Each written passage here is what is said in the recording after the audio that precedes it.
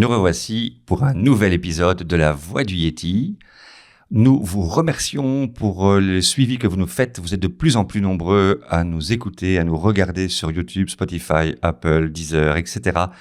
Pensez à vous installer confortablement et surtout à vous abonner. Aujourd'hui, nous avons le plaisir de rencontrer Nathalie de Naissance Arc-en-Ciel. Nathalie, bonjour. Bonjour. Peux-tu te présenter succinctement ? Donc moi c'est Nathalie, je suis doula et massothérapeute du féminin et de la périnatalité, et à côté de ça j'accompagne les professionnels, les indépendants au projet de cœur dans tout ce qui est admin, finance, qui fait un peu le pont entre mon ancienne vie et ma nouvelle. Mais aujourd'hui je ne vais pas spécialement parler de cette partie-là. Tu nous as dit en tout cas un mot qui nous interpelle, tu es doula. Oui. Est-ce que tu peux nous expliquer un peu ce que signifie le mot et ce que c'est maintenant dans le concret, dans ton quotidien ? Mais donc une doula, c'est une femme qui accompagne une femme, une famille, principalement autour de la naissance, mais il y a des doulas qui sont spécialisées aussi autour de la mort. Donc finalement, c'est aussi un accompagnement très chouette et nécessaire. C'est un accompagnement qui est strictement non médical, qui est émotionnel, logistique, et donc en fait, on se met un peu au service des familles pour les accompagner dans le tourment de la parentalité, on va dire. Dans le tourment de la parentalité. Donc, pour toi, la parentalité, c'est quelque chose qui nous tourmente, c'est une épreuve de la vie, c'est quelque chose pour laquelle on n'est pas prêt, on a besoin d'aide. Non, c'est pas une épreuve, c'est juste un bouleversement. Parce qu'en fait, on change un statut de personne seule, parfois en couple, ou pas, et on devient responsable d'un petit être, et en fait, rien que dans le corps, nous les femmes, on vit quand même tellement les choses au plus profond, même les hormones nous font ressentir des choses très différentes et tout. Donc je dirais que c'est plutôt un tsunami émotionnel, mais pas spécialement négatif. C'est aussi positif. Quand on pense maternité, on pense souvent sage-femme, on pense pas spécialement doula. Tu peux nous expliquer un peu les différences, les complémentarités ? Alors, la sage-femme, elle accompagne le couple, la famille, au niveau médical et aussi émotionnel, parce que moi, j'aime pas du tout les réduire au côté médical, parce qu'au final, elles font aussi de l'émotionnel. Et donc, elles peuvent suivre la grossesse, donc vraiment tous les rendez-vous, un peu, on va voir si tout se passe bien, elle écoute le cœur du bébé. En postpartum, elle vient voir la famille, si tout se passe bien, si le bébé prend du poids. Si la maman, son utérus retrouve bien sa forme, si les saignements sont normaux. Donc, il y a un petit aspect médical, et en dehors de ça, elle soutient aussi les familles. Tandis que nous, on est juste dans le non médical, et donc, entre guillemets, on ne perd pas de temps dans une rencontre à tout cet aspect-là, parce qu'il est complètement géré ailleurs. Et nous, on va plutôt soutenir les parents, mais dans tout ce qui est possible et imaginable. Donc ça peut être juste écouter le parent dans tout ce qu'il vit, donc que ce soit pendant la grossesse ou après la naissance, aider à organiser logistiquement, concrètement, comment est-ce qu'on va faire après la naissance, qui va s'occuper de quoi dans le couple. C'est un peu aussi éveiller aux questions du futur. Et on sait toujours au couple de discuter avant la naissance, parce qu'avant le tsunami justement émotionnel et la fatigue, en général on arrive à parler plus posément pendant le prénatal. On s'occupe aussi des grands frères et sœurs, on les aide un peu à se préparer aussi à cette nouvelle arrivée. Ça peut être plier du linge, vider un lave-vaisselle, cuisiner pour la maman, c'est hyper varié. Alors concernant le premier bain, il y a beaucoup de sages-femmes qui proposent à domicile donc d'accompagner le premier bain. Nous, c'est quelque chose qu'on peut aussi proposer, parce que certaines sages-femmes, de par malheureusement les tarifs inami qui sont quand même vraiment hyper bas, ne prennent plus le temps parce qu'elles savent qu'une doula peut le faire aussi. Parce que nous, au final, on accompagne, en fait, on est juste une présence. Moi, personnellement, je ne touche jamais le bébé. Pour moi, c'est donner confiance aux parents. Voilà. C'est juste être là. Eux, le fait qu'on soit avec eux dans la salle de bain, ça les rassure. Ils se disent que si le bébé tombe dans l'eau, il y aura quelqu'un pour le repêcher, alors que ça n'arrive jamais, mais voilà. Oui, je me souviens du premier bain que j'ai dû donner à ma fille. Justement, si on repense un peu à ça, nos mères, nos grands-mères n'avaient pas de doula. C'est quand même relativement récent. C'est dû à quoi? C'est dû au fait que on a des familles de plus en plus éclatées, on est on a moins de présence autour de soi. Tu sens qu'il y a des personnes qui sont isolées? Clairement, on n'a plus du tout cette transmission de mère en fille pour plein de raisons. Parfois c'est la géographie, parfois c'est les relations qui sont pas non plus si faciles que ça. On se retrouve beaucoup moins entre femmes que dans certaines cultures où c'est normal. En fait, c'est les femmes qui prennent soin du nouveau-né. Et les maris sont quand même impliqués, mais il y a quand même encore des cultures où le mari n'assiste pas à la naissance et c'est plutôt la mère qui va accompagner sa fille. Donc je pense que c'est ça, la société ne nous aide pas à nous épanouir dans notre maternité parce qu'il faut maintenant travailler, il faut gérer le ménage, travailler, tout organiser, plus vivre une grossesse et on n'a pas toujours le temps de faire toute cette part en même temps. J'ai l'impression que ça doit pas être facile non plus de faire une démarche, de dire, mais voilà, j'ai besoin, je suis en besoin d'aide, parce que en tant que future maman, il y a toujours cette pression également d'être la mère, d'être la personne qui peut tout porter, d'être à la hauteur de ce que finalement font toutes les autres. Tu vois, il y a un côté comme ça banalisant et à la fois, j'imagine, super intense. Comment elles abordent ça, les futures mères ou les futurs parents en général? Il y a les papas aussi qu'on ne doit pas oublier. Oui, c'est clair. Il ne faut pas les oublier. Ils font aussi... Comment le contact se fait? Comment les personnes se disent, tiens, on va faire appel à une doula? Alors, souvent, c'est le bouche à oreille. Quelqu'un a une doula et a adoré avoir une doula, par exemple, à l'accouchement, ou a adoré avoir sa doula en prénatal pour pouvoir se confier, avoir le temps juste de se poser. C'est beaucoup, je pense, du bouche à oreille. Je pense que les médias parlent de nous un peu plus, donc les gens curieux vont un peu se renseigner. Après, le fait d'avoir de besoin d'aide, clairement, on n'est pas dans ce mode d'éducation où, soi-disant, sur les réseaux sociaux, on a l'impression que tout le monde gère et que nous, on est nuls. Mais justement, je pense que c'est à ça que nous servons aussi, à montrer que ça, c'est juste l'envers du décor n'est pas du tout pareil. Et nous, justement, on en parle dès le prénatal. C'est une force de demander du soutien. Moi, j'appelle pas ça de l'aide parce que du coup, ça fait la différence dans la tête des gens. Du soutien, c'est mieux accepté. Et quand ils comprennent tout ce qui se joue, quand on leur explique, voilà, qu'est-ce qui va se passer dans ton corps, dans le corps du papa, dans le corps du bébé, quels sont les besoins du bébé.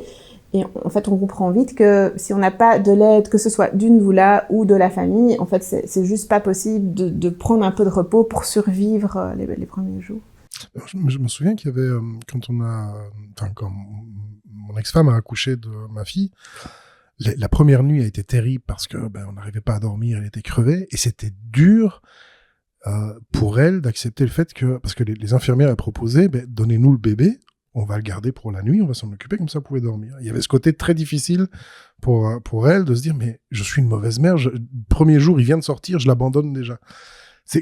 Est-ce que c'est vraiment quelque chose, tu vois, cette course à être le parent parfait, est-ce que ça influe énormément aujourd'hui sur, quand tu vois les familles que tu accompagnes, cette peur si je demande de l'aide, je ne suis pas un parent modèle ou parfait? Ça dépend vraiment des gens, je pense. C'est un truc qu'on ressent biologiquement, qu'on n'a pas... En fait, la nature est faite pour qu'on se sépare pas de son nouveau-né. Et c'est pour ça que moi, je pense que mon rôle, c'est justement de permettre à la mère du repos pour qu'elle puisse justement fusionner avec son bébé, mais quand même se reposer, parce qu'on sait quand même si on n'a rien d'autre à faire, il suffit de, c'est facile à dire, mais de suivre le rythme de son bébé. Donc quand il dort, c'est pas d'aller faire une lessive à manger, c'est qu'il y ait quelqu'un pour faire tout ça. Donc notre seul, je pense, objectif, c'est de maintenir notre bébé en vie au final. Donc. Mais ce que tu dis toi, c'est que toi, tu ne te substitues pas à la mère, tu l'accompagnes dans tout le reste. Donc en fait, tu lui facilites tout ce qui est autour. Oui. Et Dieu sait qu'il y a des choses à faire. Pour moi, ça c'est ma vision personnelle, c'est de tout faire pour ne pas séparer cette dyade, parce que biologiquement tout est fait. Au plus son bébé est contre la maman, au plus son corps va se remettre à l'intérieur. Donc, Mais du coup, tu rentres quand même dans une famille, tu rentres dans une intimité. À quel moment tu rencontres une famille, via quel intermédiaire? Comment ça se passe? On va chez le gynécologue et puis à un moment donné, il en parle. Tiens, je me sens fatiguée. Est-ce que vous avez ça arrive comme ça? Il y a de tout. Vraiment, soit c'est une copine ou une sœur qui a pris une doula, qui s'est dit c'était le plus beau cadeau finalement d'avoir quelqu'un à mes côtés. Les gynécos, parfois on parle. En fait, ça dépend vraiment qui accompagne. Il y a des sages-femmes aussi avec qui on a l'habitude finalement de collaborer. Souvent, finalement, c'est un peu, on se connaît, on travaille que en réseau, qui m'ont parlé d'une doula. Donc, il y a des gens qui dès les premiers jours de grossesse, ont besoin de venir juste parler de ce qu'ils vivent. Donc là, actuellement, j'accompagne une maman qui a un parcours PMA vraiment très, très lourd. Et rien que l'attente entre... PMA. Oui, PMA. Mais c'est tout le parcours de procréation médicalement assistée pour des couples qui ont des difficultés de fertilité. Et voilà, certains ont vraiment un très très lourd passé avant d'arriver à tomber enceinte. Et après, il suffit pas d'être enceinte. Pour certains, il faut encore pouvoir garder le bébé. Donc, immobilité totale, souvent, ce genre de choses. Et aussi émotionnellement, c'est très lourd, c'est beaucoup de peur. Et en plus, tout le monde leur dit arrête de stresser, le bébé va pas s'accrocher. C'est encore une pression supplémentaire. Ouais. Et donc, il y en a d'autres qui vont nous contacter au milieu de la grossesse pour un peu préparer l'après-naissance. Moi, j'insiste beaucoup sur... parce qu'on n'a pas envie d'entendre parler du postpartum. Donc, le postpartum, c'est la période qui suit la naissance. Et pour moi, il n'y a pas de date limite parce qu'il y en a qui se sentent en postpartum pendant 3 mois et d'autres pendant 3 ans. Donc, d'ailleurs, il y a un livre qui s'appelle le postpartum dure 3 ans. Je pense que c'est pas mal. Et souvent, entre-temps, il y a des enfants suivants qui arrivent. Donc, au final, ça se prolonge parfois pas mal d'années. Et du coup, on fait le choix de se dire, tiens, on se ferait bien accompagner par une doula. Mais c'est un peu comme une femme de ménage, un homme de ménage, un technicien de surface, une technicienne de surface. Tu rentres dans l'intimité, c'est pas neutre. Tu vas pas prendre une doula, tu choisis la personne avec qui tu vas être proche. Comment ça se passe? Mais moi, je conseille souvent, soit les gens, c'est par bouche à oreille. En fait, on fait une première rencontre et on voit si on match, parce qu'on peut ne pas accrocher. Il faut absolument accrocher avec la personne, évidemment, parce que, comme tu dis, on va rentrer dans l'intimité des gens. Je pense que c'est ça qui est intéressant de rencontrer la doula pendant la grossesse. C'est pour créer ce lien, surtout si on veut qu'elle soit présente à l'accouchement. Pour moi, c'est pas possible, dans ma vision, de rencontrer cette doula qu'une fois. Il faut quand même avoir fait vraiment connaissance, qu'on se sente tous à l'aise les uns vers les autres. Et aussi, pour le postpartum, c'est plus confortable pour tout le monde si on s'est rencontrés. Donc, il y a des gens, ils pourraient juste préparer le postpartum, venir 1 fois ou 2 pendant la grossesse, et on se retrouve en postpartum. Mais c'est déjà très bien, parce que quand on se connaît, on sait un peu quelles sont les difficultés. On peut déjà dialoguer, quelles sont tes difficultés, comment est-ce que tu vois les choses après. On va pas en terrain inconnu. Je pense que c'est autant pour nous que pour eux, c'est plus confortable. Il t'est arrivé à toi, Nathalie, de dire je le sens pas, moi je peux pas? Ça m'est jamais arrivé parce que je sais pas, je pense que les gens se mettent sur notre route, il y a jamais de hasard. Il y a eu des couples où, première rencontre, je me suis dit, eux, ils vont jamais me rappeler parce qu'ils étaient tout discrets et au final, la rencontre n'avait duré que 3 quarts d'heure alors qu'au début, j'avais vraiment du mal à tenir 1h30. Et au final, en fait, au fur et à mesure des rencontres, on a appris à se connaître et donc, voilà. Il n'y a jamais eu des situations où finalement, je me suis dit, non, je le sens pas. Pourtant, en formation, je m'étais dit qu'il y avait des situations qui seraient pour moi peut-être plus compliquées à accompagner, mais au final, on est tellement dans le non-jugement qu'en fait, toutes les situations, tous les choix sont justes, parce qu'ils sont justes pour la personne. Et donc, nous, on n'a pas imposé nos choix, nos croyances. En formation, donc il y a une formation pour être doula, il y a un parcours à suivre. Est-ce que c'est réglementé? Comment ça se passe au niveau de la législation belge? C'est dur à dire. Oui. Alors, malheureusement, je trouve, ce n'est pas légiféré, et je trouve ça dommage, parce que du coup, n'importe qui peut demain mettre une petite plaque sur sa porte, dire qu'elle est doula. Par contre, donc moi j'ai suivi une formation, il existe des formations avec un stage, donc on accompagne bénévolement des familles, ce qui permet un peu de se familiariser avec le métier. La formation juste de doula, pour moi, n'est pas suffisante, parce que elle se porte sur... On apprend à l'être et pas dans le faire. Et je pense ça manque peut-être de connaissances sur certains sujets, mais justement, chaque personne va aller après approfondir avec quoi il se sent. Est-ce qu'il a plutôt envie d'accompagner plutôt le prénatal, le postnatal? Il y a moyen après d'approfondir. Et moi, je suis à l'association des doulas. Pour être dans l'association, il faut avoir fait une formation, un stage, donc un espèce de petit diplôme quand même.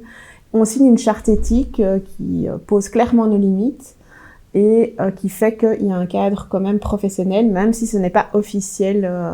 Mais nous, on a déjà essayé de contacter Il y a des doulas qui sont dans le combat pour de contacter même des ministres pour voir comment est-ce qu'on pourrait rendre ce métier reconnu par l'État pour éviter un peu les peurs qu'il pourrait y avoir autour de notre métier.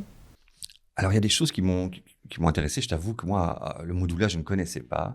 Donc, évidemment, on va un peu voir ce qui se passe. Et on s'est rendu compte que ça n'a pas été facile pour vous, un peu comme d'autres métiers. Je pense qu'un acupuncteur n'est pas toujours reconnu par la médecine légale. Je pense que doula, certaines sages-femmes, le corps médical, d'après ce que j'ai lu, a quand même fait pas mal de revendications. Et pourtant, il y a des études. Et donc, l'étude américaine dont j'ai vu, là, référence Wikipédia, voilà ce qu'ils disent, c'est que ça facilite l'accouchement. Ils ont relevé un abaissement de 50% du taux de césarienne, 50% du taux en moins, diminution de 25% de la durée du travail, diminution de 60% d'utilisation d'une péridurale et de 40% d'utilisation d'oxytocine. Oui. Tu peux nous raconter ça? Tu le vis comme ça aussi? Et pourquoi? Comment ça se fait? Alors, je pense que déjà, mais qu'on est accompagné par une sage-femme ou une doula, parce que ça, c'est les deux. Au final, cette étude, elle porte sur l'accompagnement au sens large. C'est pas spécialement les doulas, mais c'est aussi les sages-femmes. Quand on informe comment se passe un accouchement de manière naturelle, si on n'intervient pas, le fait de savoir les choses, ça permet aussi de porter ses choix et de peut-être questionner quand on veut intervenir pendant un accouchement. Donc le fait d'être plus acteur de sa propre naissance fait qu'on a moins vite besoin d'une intervention médicale.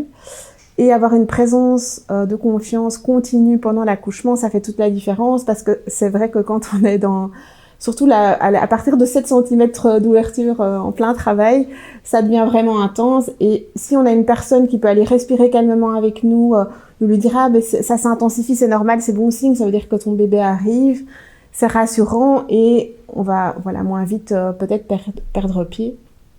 Et il parle même de diminution de 30% d'utilisation des forceps.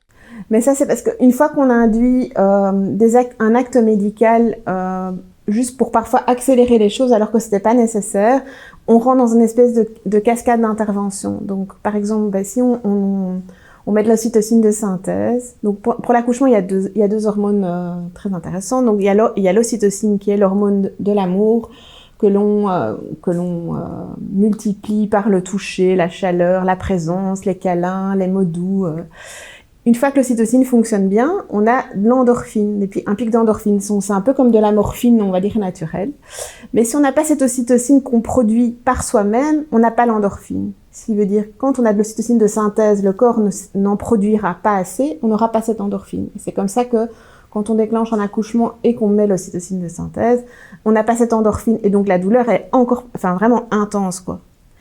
Une fois qu'on met de l'ocytocine de synthèse, parfois ça accentue très fort les contractions. Et du coup, le bébé, parfois, ne supporte pas bien. Tout d'un coup, il se dit « mais qu'est-ce qui se passe ici ?»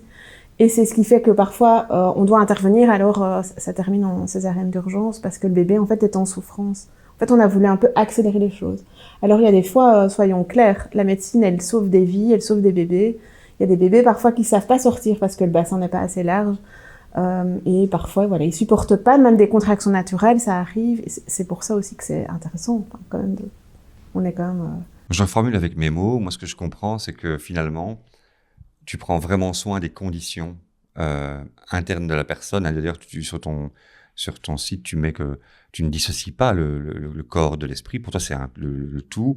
Et donc, tu vas vraiment prendre soin de mettre toutes les conditions en place pour que les parents, et j'insiste sur les parents, pas que la maman, puissent vraiment être moins stressés, et donc plus propices et donc plus s'écouter, et donc vraiment être plus attentionnés. Et ça a donc des effets sur la médecine et sur le bébé.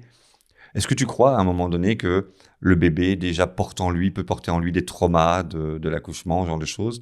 Oui, je pense qu'il y a du transgénérationnel, parce que quand un accouchement se termine en hémorragie, ça arrive encore quand même de temps en temps. Souvent, après coup, il y a la mère ou la grand-mère qui dit « Ah oui, moi aussi, quand t'es née, j'ai une hémorragie. » il y a quand même un passé. Il y a aussi tout le stress que la mère peut subir pendant la grossesse. Ça peut être aussi du milieu du travail, où on lui met la pression pour vite tout faire avant de partir en congé de maternité. Ça peut être la relation de couple qui est parfois pas au beau fixe parce que malgré tout, c'est un tellement gros changement que les peurs de chacun peuvent ressortir et s'il n'y a pas quelqu'un... Nous, on n'est pas là pour faire une thérapie de couple, mais on est juste là pour leur permettre au couple de discuter entre eux et au plus tout le monde est détendu, au plus tout va bien se passer. J'ai lu que tu pratiques également le massage. Oui. J'imagine avec la maman. Oui, c'est que pour les femmes. Là, c'est un massage vraiment génial, c'est la méthode Natala, qui a été fondée par Laurence Niklas, qui est formatrice à Namur.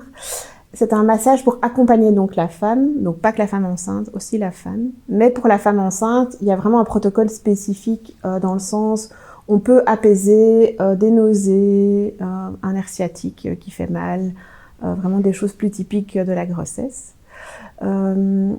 Mais c'est un massage, que ce soit pour la femme enceinte, la femme en postpartum, ou il y a un massage aussi préconception, donc pour soit pour préparer le nid si tout va bien, ou pour favoriser dans un parcours PMA, en fait, le fait de faire en fait circuler toutes les énergies, ça peut favoriser. C'est un massage qui est très très très lent et très doux. Donc on n'utilise pas de pression dans les doigts, on va plutôt travailler avec le poids du corps à certaines zones qui ont besoin d'être un peu détendues comme le dos. Le fait d'être dans cette lenteur, il faut vraiment l'avoir reçu pour vraiment pouvoir en parler, parce que moi je ne me fais plus que masser par cette méthode-là. Ça permet justement de dénouer beaucoup plus en profondeur le fait d'être dans cette lenteur. Et on ressort vraiment plein d'énergie de ce massage et ça permet aussi, donc on démarre le massage par une petite visualisation qui permet, en fonction de... Donc d'abord il y a un temps d'accueil, je vais remettre tout dans l'ordre. Prends ton temps. Il y a un petit temps d'accueil où on discute avec la femme. Parfois c'est le premier contact qu'on a aussi, donc avant c'est là qu'elles vont découvrir ce qu'est une doula et tout ça. Mais donc parfois c'est par le massage, donc ça parle un peu plus, je vais aller me faire du bien. Et en fonction de ce qu'elle va déposer à ce moment-là, en fait, on va vite comprendre, voilà, qu'est-ce qui se passe pour cette... est-ce que tout va bien pour elle? Est-ce qu'elle a besoin juste de se relaxer? Ou est-ce qu'elle n'arrive pas bien à se sentir dans sa grossesse? Et après la visualisation, on va permettre à créer parfois un lien avec son bébé. Juste pendant la visualisation, je lui propose souvent de mettre une main sur son cœur, une main sur le bas de son ventre. Donc le bas, ça c'est début de grossesse, ou voilà, en fonction de où on en est dans la grossesse. Et d'imaginer tout simplement qu'est-ce qu'il y a en dessous de sa main. Et là, ça permet parfois avec des images, plus visualiser, mais oui, il y a vraiment un vrai bébé, et dans quel environnement il se trouve. Et ça peut aussi aider des bébés qui sont, quand il y a des contractions précoces, juste d'aller parler au bébé à ce moment-là, lui dire, mais tu sais, tu as tout ton temps, hein, tu peux vivre toute ta gestation, on sera là pour t'accueillir, ou bien expliquer juste, oui, maman vit des choses difficiles en ce moment au travail, mais en fait, cela ne t'appartient pas, toi, tu peux profiter juste de ta grossesse et de ton petit nid, et souvent, les contractions se calment, donc c'est assez magique. Et après ça, il y a plus ou moins 1h de massage. Et à la fin du massage, la maman, on l'enveloppe dans des plaids. Elle a encore 10-15 minutes d'intégration pour qu'elle soit pas, allez hop, c'est bon, suivante. Entre les lignes, on entend dans ce que tu dis que effectivement, il y a tous ces moments qui ne sont pas inhérents à la grossesse, mais qui vont les perturber. Les problèmes au travail, les problèmes de couple, les problèmes de famille, les personnes qui parfois doivent vivre un deuil en même temps. Il y a toutes ces interférences-là. Comment tu les perçois? Comment tu interviens? Est-ce que les personnes vont avoir tendance naturelle à se confier à toi? Et comment tu gères ça? En général, je sais pas, mais les gens se confient facilement à moi. Alors évidemment, la première rencontre, parfois, ça reste très superficiel parce qu'il faut quand même chacun, apprendre à se connaître. Donc il y en a qui d'emblée se disent, ah oui, une doula, elle peut tout entendre, et ils vont vraiment aller... se décharger. Voilà, se décharger, c'est vraiment le mot. Et il y en a d'autres, il faudra peut-être commencer, non, tout va bien, et en fait, au fur et à mesure, on va comprendre qu'il y a des choses qui sont plus compliquées, parce que souvent, c'est pendant la grossesse qu'on remet en question la relation avec notre propre mère, et des choses comme ça. Des choses qui reviennent. Des choses qui reviennent, ou parfois on a envie, quand on a une super relation avec sa mère, on a envie de se rapprocher encore plus d'elle, ou parfois on se dit non, moi je veux surtout pas faire comme elle. Et c'est vraiment l'inconscient qui se libère, quoi. Mais du coup, moi j'ai une question, parce que de ce que j'entends depuis le début, il y a en effet cette partie accompagnement. Tu rentres dans l'intimité des couples, des familles, tu vas prendre sur toi parfois des choses très positives, mais aussi parfois des choses super négatives. Le fait que une doula n'est pas thérapeute, n'est pas psy, n'est pas médecin, n'est pas sage-femme, est-ce qu'il n'y a pas un risque de faire plus de mal que de bien, parce qu'on touche parfois à des choses où il faut un professionnel pour pouvoir défaire certaines situations ou défaire des choses. Au système de la famille. Mais justement, non, quand tu connais tes limites et ton cadre, toi, tu es là pour écouter. Après, on peut suggérer d'aller voir une telle personne. C'est ça la force de travailler en réseau. Moi, j'ai accompagné un couple où, voilà, c'était... je pense qu'ils ont voulu faire une thérapie de couple, mais en fait, tout de suite, moi, je me sentais pas à l'aise avec cette situation. Et moi, j'étais là pour écouter chacun. Et moi, je leur ai proposé d'aller voir quelqu'un de spécialisé là-dedans. Donc tu dispatches en fait plus que... Dans certains cas, je dispatche et jamais moi je vais répondre à une question médicale, sauf si c'est pour expliquer avec d'autres modes, donc quelqu'un en PMA, donc où on va, enfin finalement ils sont dans les protocoles, on prend pas toujours le temps parce que parfois ils ont un rendez-vous de 5 minutes juste pour vérifier les paramètres et on prend pas toujours le temps de leur expliquer. Mais moi je leur traduis, on va dire avec mes mots, voilà ce qu'ils vivent, qu'est-ce qu'ils vont faire. Mais jamais je vais interpréter, s'ils me disent j'ai reçu les résultats de ma prise de sang, tu veux regarder? Ben non, parce que moi j'ai pas du tout été formée à ça et je n'y connais rien d'ailleurs. Je n'ai même pas envie de m'intéresser à ça. Parce que moi, la partie médicale, sinon j'aurais fait des études de sage-femme finalement, si j'avais vraiment voulu. Mais c'est pas, moi ce que j'aime c'est la relation avec les autres, le soutien, voilà. C'est pas la partie... Mais est-ce que du coup, est-ce qu'il n'y a pas une dérive par rapport à certaines doulas qui peuvent finir par prendre un rôle qui n'est pas le leur? Ça pourrait, parce que quand on veut la casquette de la sauveuse, ça pourrait être dangereux. Et il y a des parents, parfois, ils nous mettent dans des situations où on doit vraiment être très, très, très au clair avec nos limites. Ils vous prennent à partie, parfois. Mais une fois, j'ai eu une maman, elle, pour se rassurer, elle voulait que je pèse son bébé. Et donc, elle avait la balance et tout. Et donc, en fait, finalement, je me suis dit, OK, pèse ton bébé devant moi. Mais en fait, je n'ai rien interprété. Au final, elle était rassurée parce qu'elle a pesé elle-même son bébé. Donc, en gros, qu'est-ce que j'ai fait? Je l'ai aidée à trouver des piles dans la maison. On a mis des piles dans sa balance, mais c'est tout. Moi, je me suis arrêtée là. Il faut vraiment faire attention dans certains sujets, comme pour l'allaitement, parce qu'en postpartum, un allaitement de 24 heures qui part en cacahuète, ça peut être vraiment ça peut vraiment mettre en péril la suite de l'allaitement ou créer vraiment des graves problèmes comme des abcès chez la mère. Donc ça, c'est vraiment que les zones rouges, on va dire, auxquelles il faut vraiment faire attention. Et c'est pour ça qu'on travaille en relais. Il y a certaines sages-femmes, en fait, on dialogue, donc on s'appelle. Si on accompagne à deux, on va dire une famille. Moi, j'explique, voilà, je les ai conseillé de te recontacter, voilà, est-ce qu'ils vont le faire ou pas, comme ça la sage-femme peut aussi se dire je vais proposer de repasser. Et justement, si on prend un peu l'écologie du système, tu es en contact avec forcément la mère, tu es en contact direct avec le père aussi, tu as des séances avec lui, tu parles avec lui? Lui seul, non, c'est jamais arrivé, mais ce serait pas impossible si le papa a besoin aussi de se décharger.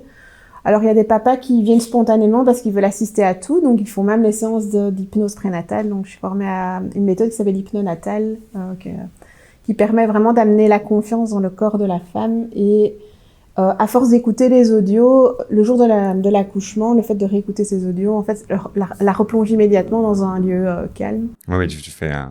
Donc, le papa, soit il accompagne, parce qu'il est volontaire, on sent qu'il a vraiment envie d'apprendre autant, de préparer cette naissance.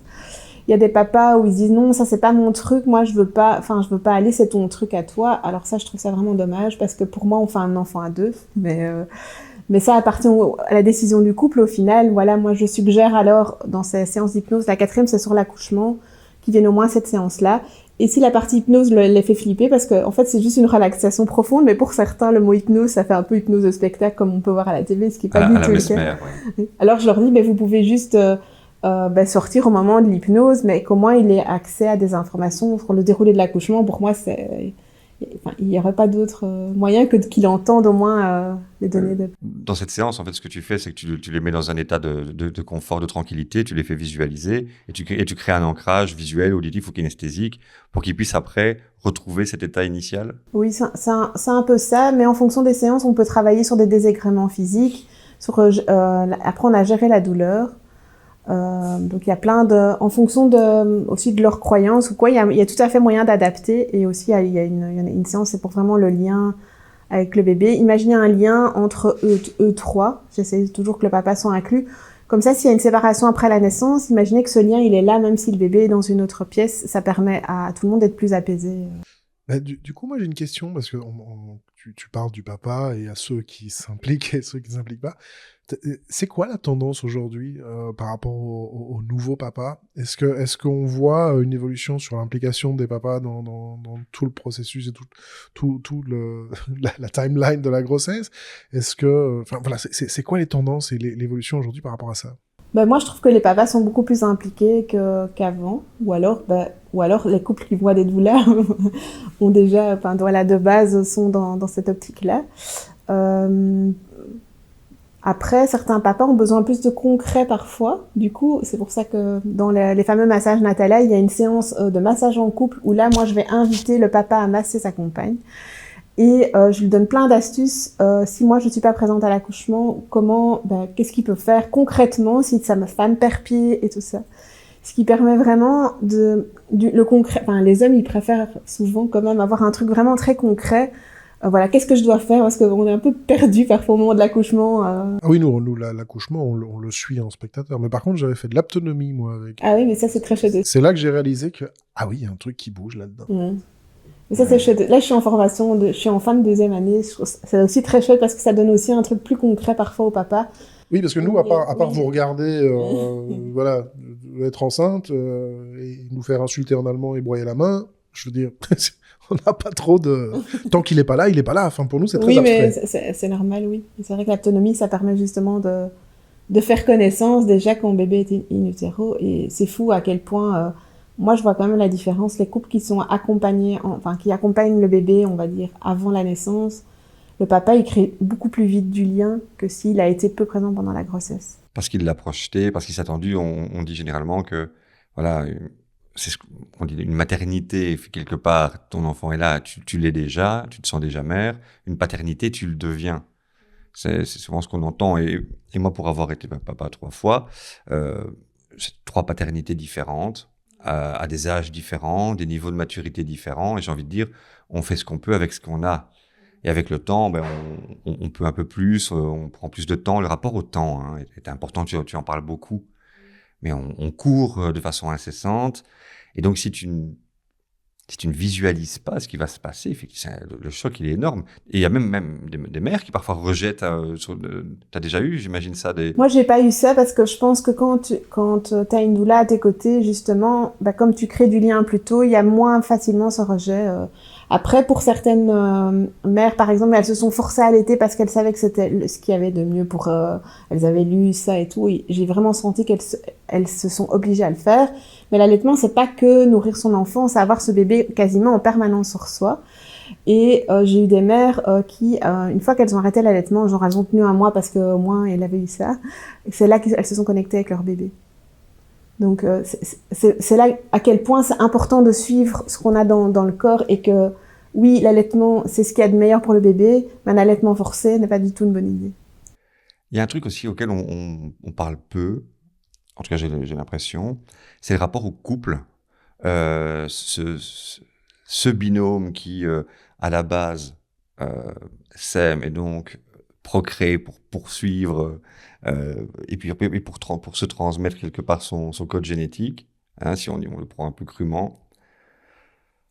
Le corps change, la sexualité évolue, les odeurs changent, l'odeur corporelle de la personne change, on peut ne pas se reconnaître. Il t'arrive d'avoir à échanger, à écouter sur ces sujets-là, parce que ça paraît encore très peu explicite, très peu parlé. C'est très tabou aussi, tout ce qui est sexualité. Alors oui, ça m'est déjà arrivé, ou qu'ils puissent... moi, j'en parle justement en prénatal, pour comme ça, quand en postpartum, si la mère se sente sur son bébé, en fait, c'est 100% normal.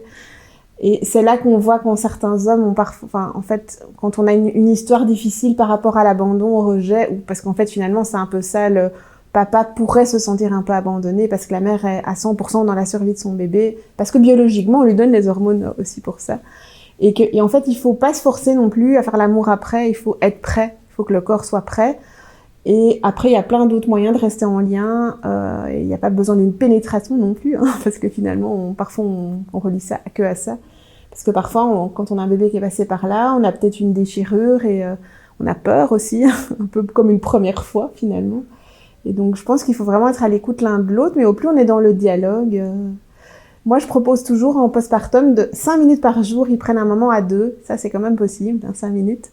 Juste pour se demander l'un l'autre comment tu vis les choses. Et en fait, ça change tout. Mais l'écoute, hein. Mais en fait, tu as raison. Si c'est pas possible, en tout cas, il y a un énorme problème. Si on peut pas avoir 5 minutes, ces 5 minutes-là par jour. Et c'est un tellement bel investissement, ces 5 minutes-là. Parce que l'autre se sent quand même exister, même s'il n'y a pas de toucher comme avant, ou s'il passe en second plan. Au final, si en prénatal on a parlé de tout ça, souvent, en fait, ça n'arrive même pas. Mais c'est quelque chose de très courant. D'ailleurs, ça s'appelle le baby clash. Hein. Donc, avec la fatigue, on n'a rien organisé pour le relais, que le bébé sent la tension, il va pleurer souvent beaucoup plus aussi que qu'un couple apaisé. En fait, finalement, le bébé, il se réveille pour téter très régulièrement. Mais en dehors de ça, ça se passe bien et il y a moins ces tensions, du coup. Enfin, c'est un peu une spirale. On a parlé du papa.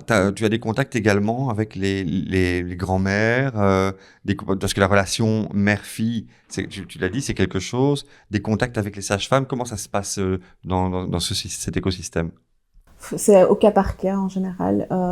Il y a parfois, avec le couple, on organise des espèces de meal train, ça se fait beaucoup au Canada, où avant le postpartum, quand on le prépare, en fait, on crée un groupe WhatsApp avec les proches et une fois que le bébé est né, ben, chacun peut dire « Ah, moi, tel jour, j'amène ça, tel jour, je fais ça ». Ça permet parfois même à ce que les parents ne soient pas dans le groupe WhatsApp et que, genre, une meilleure amie, une marraine, une grand-mère soit un peu le relais pour organiser tout ça. Au final, chacun a une toute petite aide ponctuelle. Ça fait plaisir et ça soulage énormément le couple. Et donc, tu vas être aussi un peu la bonne fée qui donne des trucs et astuces en disant « Mais vous pourriez faire ça, et ça existe aussi. » Voilà, c'est ça. Alors moi, j'aime pas les conseils non sollicités, parce que ça, c'est un truc qui est très compliqué en postpartum pour les parents, c'est que justement les mères, oui, moi, je laissais pleurer pour faire les poumons ou ceci, cela. Ouais, ça, c'est le truc. Dès que t'as eu ton gosse, tout le monde a un avis que tu n'as jamais. Voilà, on devient TripAdvisor où tout le monde a le droit de commenter sur le corps de la femme, et ça, je trouve ça vraiment dommage. Et d'ailleurs, j'avais un couple comme ça.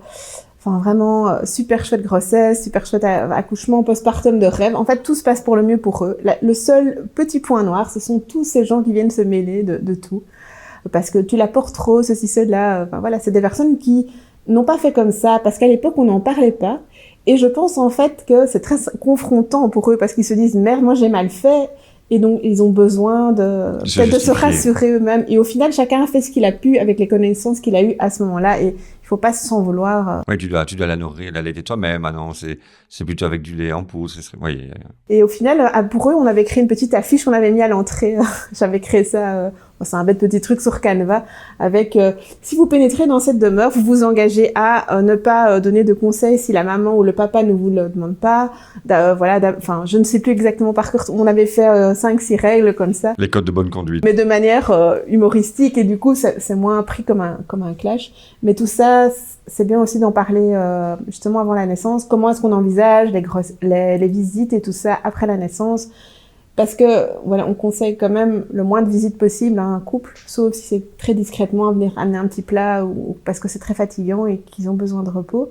Mais si on en parle avant la naissance, même si ça crée des frustrations, ça n'arrive pas au moment où il y a la chute hormonale, la fatigue.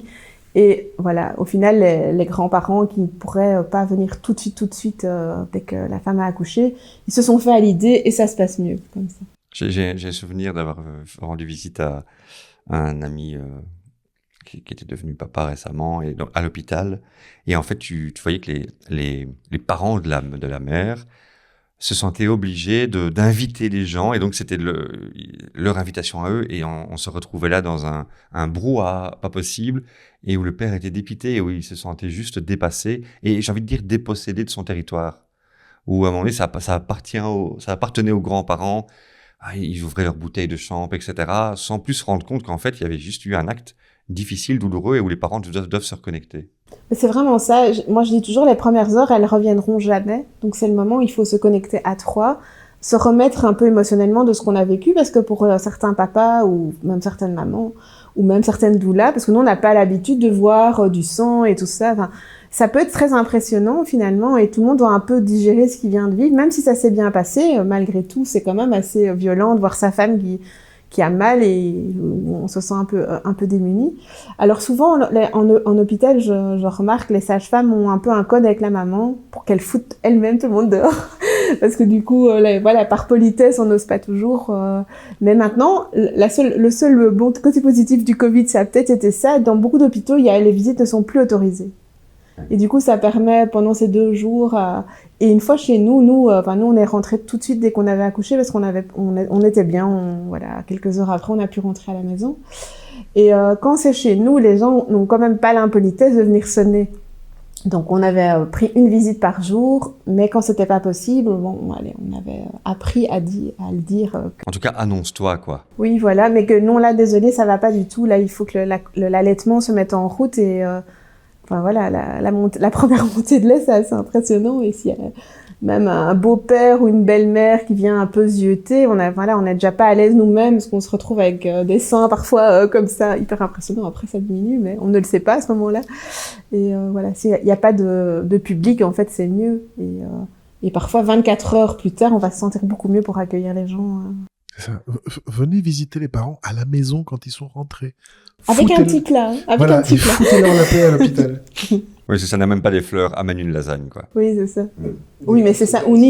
Parce qu'on se retrouve avec 200 doudous, mais en fait, ce dont on a besoin, c'est de l'aide, quelqu'un fasse les courses ou à y promener le grand frère, la grande sœur, qui a besoin de toute l'attention, mais enfin, c'est vraiment difficile aussi. Hein, Mais ça, je me souviens que toi, ton cadeau de naissance pour Max, et ça a été génial, t'es venu avec des langes. Tu nous as acheté... Voilà, oui, un gâteau de lange. Il nous a acheté des sacs de lange. Et mon Dieu que ça nous a aidés. Donc, conseil à tous les gens qui vont visiter des jeunes parents, faites ça. Ça nous aide. C'est bien. Parce que comme tu dis, on se retrouve avec 25 doudous que de toute façon, on n'utilisera plus. Et De toute façon, il n'y en aura qu'un. Hein, ce sera celui-là et pas les autres. Et en plus, aucun que t'as acheté. Oui, c'est lui qui va choisir un vieux tissu et il ne sera même pas spécialement... Je pense que les personnes qui te contactent ne sont pas toujours les personnes qui en ont le plus besoin, bizarrement. Elles en ont besoin, bien sûr, mais je pense à toutes ces personnes qui en auraient besoin aussi, mais qui peut-être n'ont pas les moyens, ne savent pas, etc. Combien ça coûte une doula? Est-ce que c'est accessible pour tous? Est-ce qu'on est remboursé pour une doula? Comment ça se passe? Alors, certaines mutuelles commencent à rembourser 150 € de forfait après la naissance, donc ça bouge, mais lentement, mais sûrement.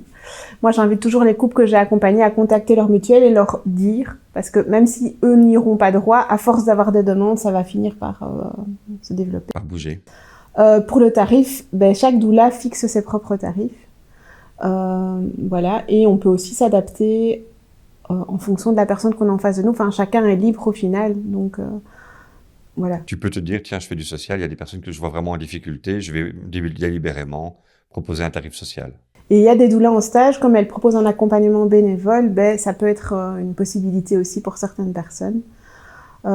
Après, bizarrement, c'est loin de là les gens les plus fortunés qui nous contactent, parce que je pense que c'est plus des gens qui sont dans la dématérialisation des choses, qui comprennent... je pense que le Covid a quand même pas mal aidé à tout ça, qu'en fait, être rempli d'objets, enfin, ça n'a pas d'intérêt. Et du coup, ils vont prendre une liste de naissance avec le strict minimum ou acheter en seconde main. Ah, c'est pas ton iPhone qui va t'aider à ce moment-là. Non. Et alors plutôt, déjà, s'ils se sont préparés à cette naissance et au postpartum, on leur aura suggéré justement de mettre plutôt des services dans leur liste de naissance. Et à ce moment-là, sur le moment, ils vont parfois le faire en se disant « Oui, on m'a conseillé ça, je vais le faire ». Ils comprennent pas toujours tout de suite. Et après, ils disent « Ah oui, merci ». Bêtement, ça peut être un plat et ça peut être aussi... Parce que parfois, on se dit « Ah, mais j'habite loin ». Oui, très bien, moi j'ai une amie pour une autre amie. Elle habitait en Nouvelle-Zélande. Elle a contacté un traiteur qui habitait près de chez mon amie et qui lui a commandé des plats. Et pendant une semaine, le traiteur lui a livré des plats. Donc, en fait, tout est possible. Voilà, un peu d'imagination. Moi, j'ai quand même une question parce que je vois bien le côté doula, mais qu'est-ce qui, à un moment, parce que tu viens quand même d'un milieu qui n'a rien à voir avec ça, qu'est-ce qui fait qu'à un moment tu te dis, tu sais quoi, je vais faire doula? Ben, je pense, depuis petite, je sais pas pourquoi, le milieu des bébés, à la base c'était plutôt les bébés qui m'a toujours attirée, mais à 18 ans, franchement, pas du tout d'idée de quoi faire de ma vie. Enfin, voilà, j'étais dans une école j'étais à Jacquemin, à Bruxelles, très classique, latin, maths, latin, sciences, latin et grec. Les sections avec des orientations, c'était considéré un peu comme les classes poubelles, alors que pour moi, c'était celles qui auraient pu peut-être donner des petites graines à savoir quoi faire plus tard.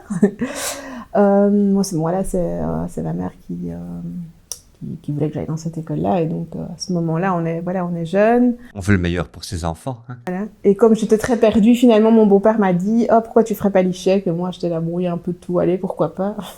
Mais voilà, c'était pas vraiment par... Et t'as fini en finance? Et j'ai fini, du coup, en finance. Tu faisais quoi? Je faisais... mon dernier boulot, je faisais du contrôle de gestion. Donc ça, c'est l'analyse des chiffres, on va dire, après la compta, pour faire plein de beaux petits rapports en Excel que personne ne lit.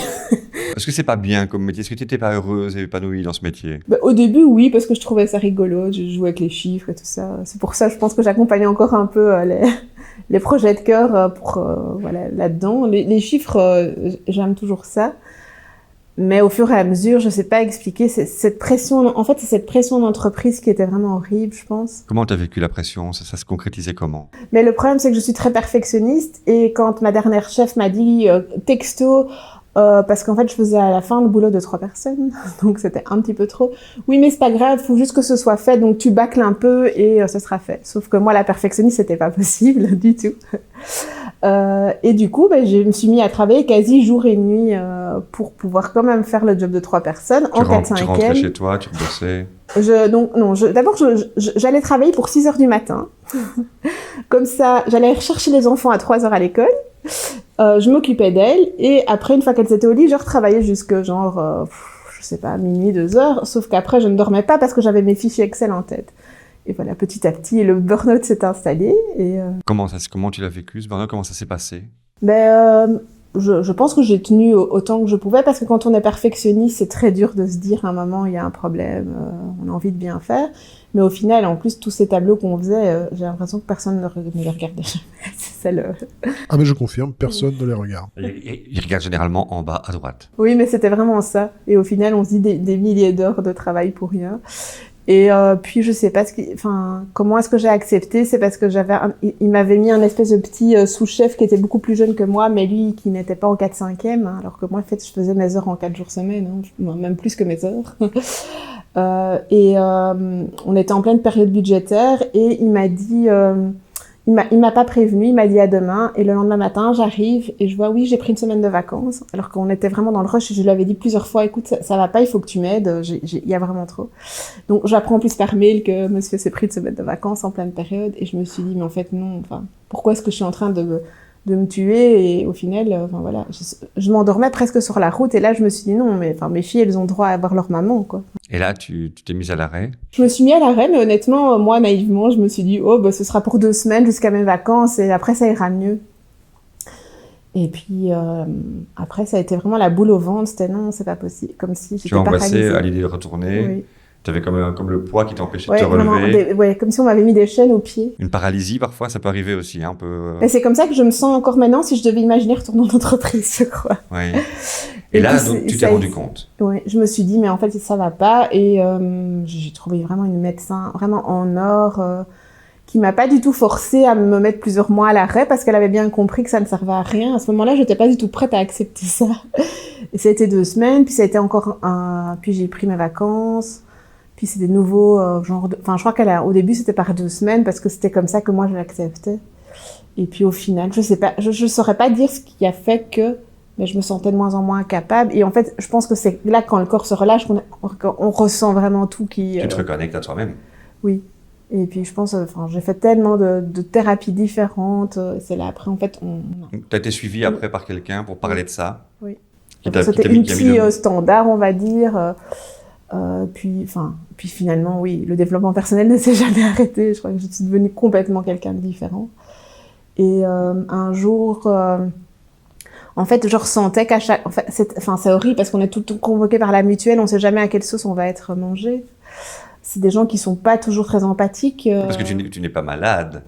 Selon eux, non. Tu n'as pas de symptômes, on ne voit pas, tu n'as pas une jambe cassée. Voilà. Donc c'est dans ta tête. Ben c'est ça. Et les maladies mentales sont encore très peu connues. Et je ne sais plus où j'en étais. Tu ne savais pas comment tu allais être mangé à la mutuelle.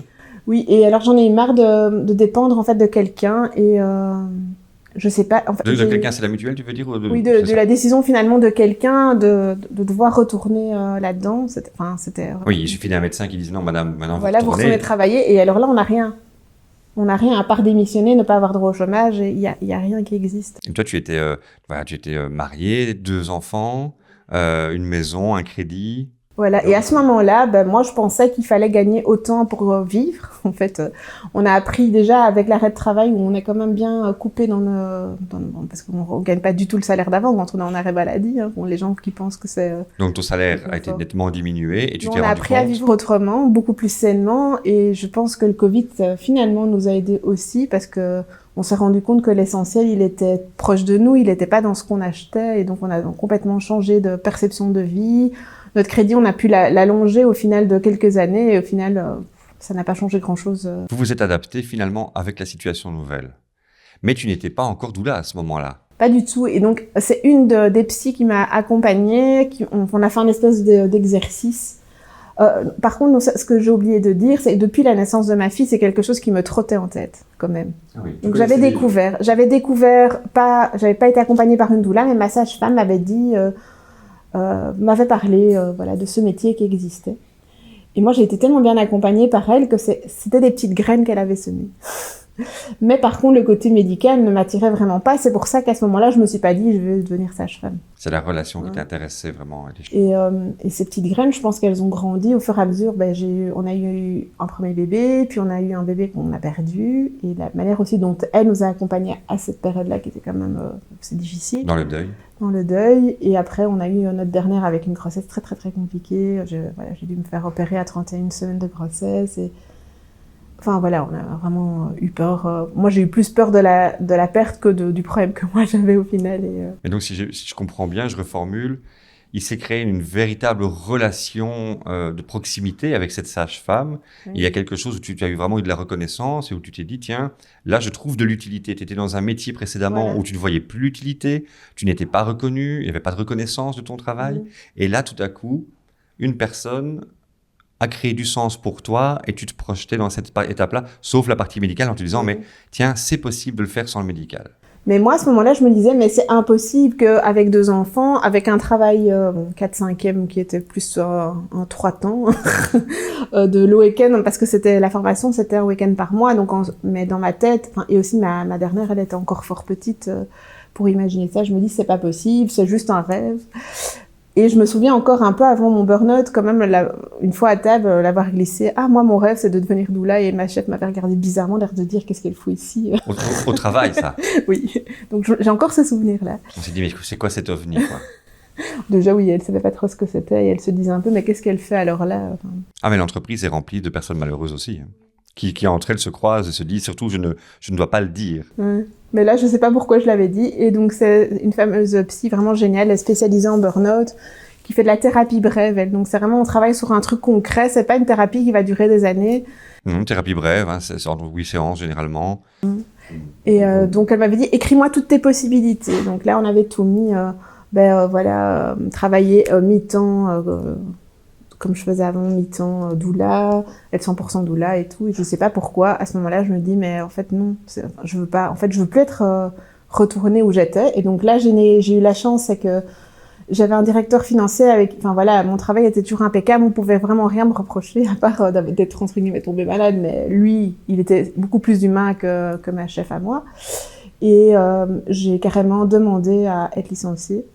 Donc là, sans passer par le C4 médical, parce que ça faisait 10 ans que j'étais là. Vous êtes accordé à un On s'est licenciement. accordé. Donc voilà, on s'est accordé. Voilà, moi, je me suis engagée à faire. Voilà, comme c'était un licenciement classique, et du coup, j'ai eu droit à un an de préavis. Et là, et le lendemain, je me suis inscrite Tu t'es formé. à Mais ma formation. une fois que tu es formé, il y a encore tout à faire. Il y a encore tout à faire et la formation de base, finalement, n'est pas du tout suffisante. Mais une fois qu'on goûte à ça et qu'on est à l'endroit où on doit être, en fait, on a envie de se former en tout. Et souvent, mon mari me dit, tu sais, tu dois pas te former en un an de tout, tout ce qui est possible. Et aujourd'hui, ça prend combien de temps de ton temps Les formations ton métier maintenant, enfin, on va dire un temps plein. Hein. Je compte pas vraiment mes heures parce qu'être indépendant entre la compta, le marketing... Mais j'ai envie de dire, c'est ça qui est marrant, c'est que, en fait, j'ai envie de dire, mais t'es pas burn-out, et t'es pas épuisé. Parce que là, j'ai un sens à ma vie. Et c'est là même difficile, c'est que j'aime tellement ce que je fais, c'est que parfois difficile de garder du temps pour le mari, la famille, les enfants.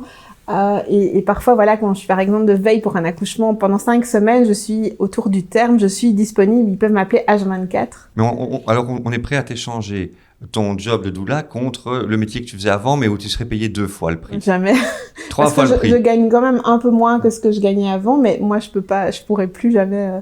Rien que l'idée, là, je sens des menottes à mes pieds qui m'enfoncent dans le sol, Pour moi, c'est là qu'on doit faire la différence entre le burn-out et l'épuisement professionnel. Voilà. Ici, par contre, mon mari parfois me dit fais gaffe, parce qu'il y a des périodes qui sont chargées, mais... Mais tu te ressources en travaillant aussi. Voilà, et je prends vraiment soin de moi autrement, parce que je vais aussi me faire masser, enfin voilà, j'ai encore pas mal de professionnels qui m'accompagnent, parce que finalement, un développement personnel ne finit jamais. Hein. Et donc, j'ai appris justement à ne pas culpabiliser, à m'octroyer du temps à moi, et c'est pour ça aussi que je pense, enfin, être indépendant et travailler tout le temps, ce serait dur. Mais là, il y a des jours, un jour par mois, c'est fixé des mois à l'avance dans mon agenda, où c'est une journée pour moi, et ça me permet aussi de rester dans cette écoute, parce que si on est épuisé, on peut pas accompagner les autres non plus. Moi, j'ai une question. Pour toi, c'est quoi les prérequis? Et quand je dis prérequis, c'est pas spécialement de hard skills, parce que ça, c'est des choses qui s'apprennent. Mais quel état d'esprit il faut avoir? Quels sont les points forts qu'une personne doit avoir si elle veut se lancer comme doula? Déjà, pour moi, c'est d'être là pour l'autre, d'être quand même dans l'empathie de ce que les autres vivent et de ne pas être dans le jugement. Parce que ça, si on est dans le jugement, on va diriger les autres vers nos propres valeurs et c'est pas du tout le but. Je pense qu'il faut quand même aimer les contacts physiques, peut-être pas spécialement, mais ça aide quand même quand on crée un lien. Moi, maintenant que je suis formée en massage, je pense que pour moi le toucher est vraiment nécessaire dans cette période de vie, mais je pense qu'il y aurait moyen d'être doula sans être à l'aise avec le toucher. Ouais, je pense c'est déjà pas mal. Comment tu te projettes dans les années à venir? Qu'est-ce que tu imagines? Comment tu vois les choses? Être toujours doula. Voilà, enfin, de faire que ça. Ici, comme j'accompagne aussi les projets de cœur en admin finance, j'aime aussi parce que finalement, je me sens un peu doula de l'admin, en fait, avec ces gens-là, parce que les gens qui viennent me voir, c'est des gens pour qui c'est un tel stress, les papiers, les obligations d'indépendant, que souvent ils pleurent là, ils se déchargent aussi au final, et donc c'est un petit peu ce que je fais, mais peut-être qu'un jour je ferai plus du tout ça. Donc tu aides les indépendants aussi dans leur recherche administrative. Oui. Mais t'es un peu la Alfred de Batman, quoi. C'est ça, c'est le service Alfred. C'est ça, c'est le service de Alfred. nouveau, c'est du soutien finalement plus que de l'admin pure en fait, et c'est ça que j'aime bien finalement. Et il n'y a pas de doula homme? Alors en France, il y en a un, au moins un. Donc ça pourrait. Simplement, ça dépend pour quel sujet, je pense, parce qu'il y a quand même parfois des papas qui seraient plus à l'aise à parler avec un homme. Donc je pense qu'il y a quand même du potentiel. Et mon mari, quand on fait des petits plats pour le postpartum, il cuisine. Souvent, c'est lui qui fait les petits plats. Il dit toujours qu'il est doulot. Donc Doulot. Enfin voilà, lui, il appelle ça comme ça. Mais... Pas mal. Par contre, on dit un homme sage-femme. Voilà, et Oui. pas un sage homme, parce que Mais en fait, sage-femme, c'est soin pour la femme. c'est sage pour la femme, oui, c'est pas sage-femme. Qu'un sage homme, c'est un philosophe, c'est ça? Oui. On salue Bernard, Ah, BHL. sacré BHL. On embrasse sa femme. On arrive à la fin, tout doucement, de notre émission. Très touchante, très intéressante. Moi, j'ai quand même une question avant qu'on aborde vraiment les 3 derniers points. Quelle est, toi, ta vision de l'impact que tu as sur le tout début, parce que je vais pas dire l'éducation des familles que tu accompagnes, mais t'es au tout début. Quelle est ta vision de l'impact qu'une doula a sur cette mise en place de l'éducation? Alors, moi, je pense déjà qu'en semant des petites graines, ben, ça permet à chacun de prendre et se faire éclore ce qu'elle veut chez elle. Je pense que avoir une doula, c'est juste développer sa propre confiance. Donc, en fait, les propres ressources des gens. Donc, c'est pas moi qui fais, c'est moi, je les aide finalement à faire fleurir ça. Et une fois qu'on a confiance en soi, tout se passe bien, parce que même si l'accouchement est un peu plus compliqué, on va quand même garder cette confiance. Et le bébé va le ressentir, et c'est tellement un investissement pour toute la vie, en fait. Oui, d'avoir juste été soutenu finalement dans un gros changement de vie, parce que c'est un gros changement de vie de devenir parent. Et même de passer de 0 à un enfant, de 1 à plusieurs, parce que c'est chaque fois une autre organisation. Chaque grossesse est différente, chaque enfant est différent. Oui. Donc je dirais c'est vraiment ça, c'est faire mûrir sa propre confiance en soi. Et se poser les bonnes questions, ne pas avoir de regrets aussi, de faire ses propres choix. Quand on sait prendre des décisions soi-même, donc même si pendant l'accouchement il y a des difficultés, moi j'incite toujours au couple, surtout au papa à ce moment-là, parce que la maman est parfois un peu dans un état second, c'est de demander pourquoi ils veulent faire telle intervention et qu'est-ce que ça changera. S'ils le font maintenant, s'ils le font plus tard, et qu'est-ce qu'ils risquent s'ils ne le font pas. Le fait de savoir ce qui va être posé comme acte, ça leur permet de rester acteurs de leur naissance, et ça impacte... moi, j'ai aucune maman en dépression postpartum dans celle que j'ai accompagnée jusqu'ici, parce que justement, elles sont pas isolées, parce que nous, voilà, on les incite à créer du lien, et parfois, voilà, on propose aussi des choses en fonction des doulas en collectif après la naissance pour qu'elles se retrouvent pas juste avec leur bébé. Et voilà. Si on veut te contacter en tant que doula, comment on fait? J'ai mon site internet, donc naissancearc-en-ciel.be. J'ai une page Facebook, une page Instagram. Sur Nathalie Arc-en-Ciel? C'est Naissance Arc-en-Ciel. Naissance On Arc-en-Ciel. mettra les liens en description. Comme ça. Et sur Instagram aussi, c'est Naissance Arc-en-Ciel. Et tu es maman, tu es doula, donc tu es vraiment dans cet accompagnement du début de vie. Quel est ton regard sur le monde qu'on laisse actuellement à nos enfants? Comment tu vois? Quelles sont tes lunettes que tu portes sur ce monde? Ah, ça, c'est une question difficile. Je pense que si on regarde la société telle qu'elle est, ça fait un peu peur, l'avenir, quand même pour nos enfants. Mais justement, si on peut armer les couples et les familles sur un autre regard. Et le premier regard, c'est ce qu'on a à l'intérieur de nous-mêmes. Donc en fait, on a besoin de rien. On a besoin juste d'être bien avec soi-même, de s'aimer soi-même. Une fois qu'on s'aime soi-même, tout ce qui est autour de nous, c'est comme des petites cerises sur le gâteau. Mais une fois qu'on apprend ça à nos enfants, et de ne pas être dans le jugement, justement, d'avoir toujours une autre perspective, en fait, ça change tout. Toute une autre dimension. En fait, moi, depuis que je crois que c'est cette formation d'autonomie qui m'a appris ça encore plus. J'ai l'impression, oui, ma vie est devenue comme... elle était déjà super belle depuis que j'étais doula, mais là, c'est vraiment... on a accès à un autre monde, en fait. Et parfois, c'est difficile de voir... j'ai des amis, ils sont pas bien dans leur métier, mais ils ont plein d'excuses pour ne pas passer le pas, et je le comprends à 100% parce que j'ai été cette personne aussi. Manque d'imagination, parfois manque de courage. Je crois que c'est la peur du vide, en fait. Et au final, en fait, une fois qu'on est dans notre chemin, ça va se développer, donc il faut un peu de patience. C'est le conseil que tu leur donnes? Ce serait quoi? De s'écouter, et que allonger votre crédit de 10 ans, même s'il faut, pour avoir un plus petit crédit, si c'est vraiment ça qui vous bloque, mais tout est possible, c'est une question d'organisation. Oui, c'est mon père qui disait, il y a 2 façons d'être riche, gagner beaucoup ou dépenser peu finalement. Oui, au moins on dépense, au moins... Une fois que tu es plus heureux, je pense qu'il y a moins de dépenses, de on n'a pas compensation. besoin, en fait, on n'a pas besoin, quand on comprend que c'est pas les objets qui vont nous rendre heureux, mais c'est se développer à l'intérieur, je pense que oui, dépenser moins. 3 livres ou références, podcasts, films, 3 choses, 3 références qui t'ont inspiré et qui pourraient inspirer les gens qui nous écoutent.